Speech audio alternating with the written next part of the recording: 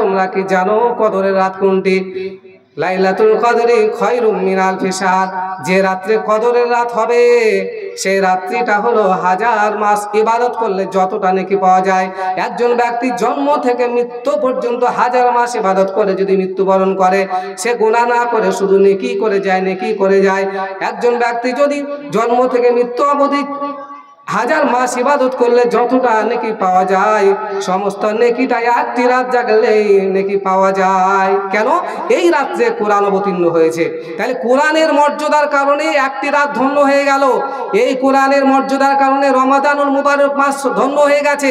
এবার যে কোরআন পড়বে তারা কি হতভাগ্য? এটাকে মনে রাখছেন যে যারা কোরআন তেলাওয়াত করবে, যারা কোরআন পড়বে তারা কি হতভাগ্য? তারা কি এই দুনিয়া লাঞ্ছিত, অপমানিত, ঘৃণিত? না, আল্লাহ নবী সাল্লাল্লাহু আলাইহি সাল্লাম বলেন, খায়রুকুম মান তাআল্লামাল কুরআন ওয়া আল্লামা। যে ব্যক্তি কোরআন পাঠ করলো, যে ব্যক্তি এই কোরআন মাজিদ শুদ্ধভাবে পাঠ করলো এবং অপরকে পাঠ করালো, সে হলো পৃথিবীর সর্বশ্রেষ্ঠ ব্যক্তি। পৃথিবীতে যত ধনকুবের থাকুক না কেন, যতই বড় লোক থাকুক না কেন, যত সম্মানিত ব্যক্তি থাকুক না কেন, তার চাইতে সম্মানিত কেউ নয় যে ব্যক্তি নিজে কোরআন শিক্ষা অর্জন করে এবং অপরকে শিক্ষা দেয়। তাহলে কোরআন মাজিদ যে শিক্ষা দেয়, শিক্ষা করে এবং অপরকে যে শিক্ষা দেয়, সেই হলো পৃথিবীর সর্বশ্রেষ্ঠ ব্যক্তি। এটা আমাদের মনে রাখতে হবে। আল্লাহ রাব্বুল আলামিন তাই বলছেন, যালিকাল কিতাব লা রাইবা ফিহি হুদাল লিল মুত্তাকিন। এই কিতাবের দ্বারা তারাই হেদায়েত প্রাপ্ত হবে যাদের ভিতরে আল্লাহর ভয় রয়েছে, যাদের হৃদয়ে রয়েছে আল্লাহর ভয়, কভু তারা পথ ভুলে যায় না। যাদের অন্তরে আল্লাহর ভয় রয়েছে তারা কখনোই আল্লাহ থেকে বিচ্যুত হয় না। আল্লাহ রাব্বুল আলামিন বলছেন, তারাই তো হেদায়েত প্রাপ্ত হবে যারা আল্লাহর ভয় অন্তরে পোষণ করবে, যারা সদা সর্বদা আল্লাহকে ভয় রেখে দুনিয়ায় চলাফেরা করবে। যে ব্যক্তি সংযমশীলতা অর্জন করবে, যার ভিতরে সংযমতা অর্জন হবে, সেই কেবলমাত্র হেদায়েত প্রাপ্ত হবে। এখানে কি বুঝতে পারলেন কি বলতেছে আল্লাহ রাব্বুল আলামিন? হুদাল লিল মুত্তাকিন। এই কোরআন দ্বারা তারাই হেদায়েত প্রাপ্ত হবে যারা আল্লাহকে ভয় করে। এই রমজান মাস এসেছে আমাদের আল্লাহ ভয় অর্জন করার জন্য। আল্লাহ রাব্বুল আলামিন বলেন, ইয়া আইয়ুহাল্লাযীনা আমানু কুতিবা আলাইকুমুস সিয়াম কামা কুতিবা আলাল্লাযীনা মিন ক্বাবলিকুম লাআল্লাকুম তাত্তাকুন। হে ঈমানদার লোকেরা, যারা তোমরা আমাকে বিশ্বাস করো, মরার পর একটি জগৎ আছে, সেই জগতে উঠতে হবে। যারা বিশ্বাস করো, তোমরা শোনো, আমি তোমাদের উপরে রমজানের সিয়াম ফরজ করেছি। কামা কুতিবা আলাল্লাযীনা মিন ক্বাবলিকুম, শুধুমাত্র তোমাদের প্রতি রমজানের সিয়াম পালন ফরজ করেছি তা নয়, তোমাদের পূর্ববর্তী লোকেদের প্রতি, উম্মতের প্রতি, নবীগণের প্রতি আমি সিয়াম ফরজ করেছিলাম। কেন? লাআল্লাকুম তুফলিহুন। আল্লাহ রাব্বুল আলামিন বলেন, লাআল্লাকুম তাত্তাকুন, যাতে তোমরা মুত্তাকি হও। লাআল্লাকুম তাত্তাকুন, যাতে তোমরা মুত্তাকি হও। দেখুন, মুত্তাকির অর্থ হলো আল্লাহ ভীরুতা, সংযমশীলতা। একজন মানুষ ততক্ষণ পর্যন্ত মুত্তাকি হতে পারবে না যে সংযমশীলতা অর্জন না করতে পারে। বা সংযমশীলতা কিসে অর্জন করবেন? আপনি একজন মাতাল, এই রমজান মাসে মদ ছেড়ে দিয়ে রমজানের সিয়াম পালন করছেন। এই রমজান মাস এসছে আপনাকে ট্রেনিং দেওয়ার জন্য, আপনাকে বদ অভ্যাস থেকে দূরভীত হয়ে আপনাকে সঠিক পথে চলার জন্য একটা অভ্যাস, একটা ট্রেনিং এ এই একটি মাস এসেছে। এই মাস আমরা কি করব? ট্রেনিং নিব এবং এই অনুযায়ী সারা বছর আমরা যাতে পরিচালিত করতে পারি আমাদের জীবনটা, এই জন্য রমজান মাস এসেছে। কোনো ব্যক্তি যদি মদ খায়, জুয়া খেলে, হিরোইন খায়, আরো অন্যান্য অপকর্ম করে, জেনা করে, ব্যভিচার করে, মানুষের হক অন্যায়ভাবে তারা ভক্ষণ করে, মানুষের হক মেরে খায়, মানুষকে ধোঁকা দিয়ে টাকা মেরে খায়, এ কখনোই সংযমশীলতা অর্জন করতে পারেনি। এই রমজানের রোজা রাখার পরও যদি কোনো ব্যক্তি রমজানের রোজা রাখার পর যদি রোজা চলে যাওয়ার পর যা ছিল তাই থেকে যায়, জেনে রাখবেন আপনার দ্বারা কোনো উপকার আসেনি। রমজান মাসে দিনের বেলায় যেমন পানাহার নিষিদ্ধ, আপনি রাতের বেলায় যেমন পানাহার করতে পারেন, কিন্তু রমজান মাসে যেমন অন্যায় কাজগুলো নিষিদ্ধ দিনের বেলায়, ঠিক তেমনি রাতের বেলায় নিষিদ্ধ। আপনি সারাদিন বিড়ি খেলেন না, মদ খেলেন না, গাঁজা খেলেন না, রোজা রাখলেন, যেমন ইফতার করলেন, আপনি শুরু করে দিলেন ইফতারটা, রোজা ভাঙলেন বিড়ি দিয়ে, আবার সেহরি খাচ্ছেন বিড়ি দিয়ে, তাহলে এই রোজার কোনো মূল্য নাই। একটা কথা মনে রাখবেন, রোজার সিয়াম অবস্থায় যেমন বিড়ি, মদ, গাঁজা, হিরোইন বা অন্যান্য মিথ্যা কথা বলা, চুগলখড়ি করা, তারপর মানুষকে ধোঁকাবাজি করা যেমন রোজা দিনের বেলায় নিষিদ্ধ, তেমনি রাতের বেলাতেও নিষিদ্ধ। পুরো রমজানে 1 মাস সমাধানে আপনার জন্য সেটা নিষিদ্ধ। এই রমজান মাসে শুধু দিনের বেলায় নিষিদ্ধ, বাকি রাত হয়ে গেলে, সন্ধ্যা হয়ে গেলে আমি যা ছিলাম তাই হয়ে গেলাম, রোজা চলে গেল, বেনামাজি থেকে গেলাম, আমার কোনো পরিবর্তন এলো না। এর জন্য রমজান আসেনি। আল্লাহ রাব্বুল আলামিন বলেন হুদাল লিল লাআল্লাকুম তাত্তাকুন, যাতে তোমরা আল্লাহ ভীতি অর্জন করতে পারো।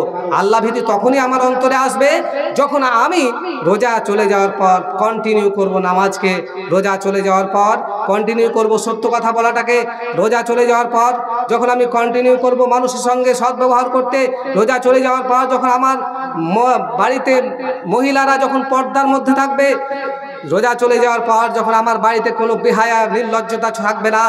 এটাই হলো তাকওয়ার একমাত্র উদ্দেশ্য। আজকে রোজাতে আমরা অনেক ইবাদতে নেংটি মেরে লেগে যাই, ইবাদতের জন্য রোজা চলে যায়, যেমন ছিল তেমন হয়ে যায়। এই উদ্দেশ্যে রোজা আসেনি। তাই আমি আপনাদের উদ্দেশ্যে বলবো, যারা রোজার মাসে আপনারা নামাজ ধরেছেন, রোজা করছেন, আপনারা করুন। আপনাদের জন্য দোয়া করব প্রাণ খুলে, আল্লাহ যেন আপনাদের সকলকে 30টা অথবা 29-30টা রোজা রাখার তৌফিক দান দেয়। সেই সঙ্গে আপনাকে, আপনার পরিবার বর্গকে পর্দার মধ্যে বেহায়া থেকে দূরে রাখতে হবে। মুসলিম মহিলারা যেভাবে বেপর্দা নির্লজ্জতা অর্জন করছে, যেভাবে বেহায়াপনা তারা ছড়িয়ে পড়েছে বাড়িতে, পরিবারের, সমাজে, এ থেকে আমাদের প্রতিহত করতে হবে। আপনি একজন গার্জেন, আল্লাহ রাসূল সাল্লাল্লাহু আলাইহি ওয়াসাল্লাম বলেছেন কুল্লুকুম রাঈন ওয়া কুল্লুকুম মাসউলুন, প্রত্যেক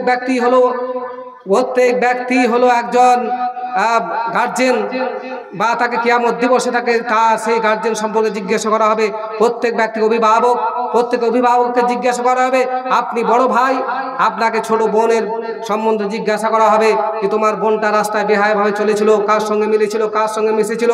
আপনি একজন স্বামী, আপনার স্ত্রীকে সম্বন্ধে জিজ্ঞাসা করা হবে তোমার স্ত্রী কোথায় গেছিল, মাথায় পর্দা করে মাথায় কাপড় দিয়ে সে নিজের চেহারা ঢেকে গেছিল, নাকি নির্লজ্জের মতো বেরিয়ে গেছিল, বাজার করেছিল, হাট করেছিল, এটা জিজ্ঞাসা করা হবে। তোমার বাড়িতে নামাজি ছিল কিনা, এটাও জিজ্ঞাসা করা হবে। মনে রাখেন, কিয়ামত দিবসে আপনি শুধু নামাজ পড়ে আপনি জান্নাতে যেতে পারবেন না, বা আমি জান্নাতে যেতে পারবো না। আমাকে এই দুনিয়ায় আমি যতটা আমল করব, চেষ্টা করব আমার পরিবার বর্গকে ততটাই আমল করার, তার চাইতে বেশি আমল করার চেষ্টা করতে হবে।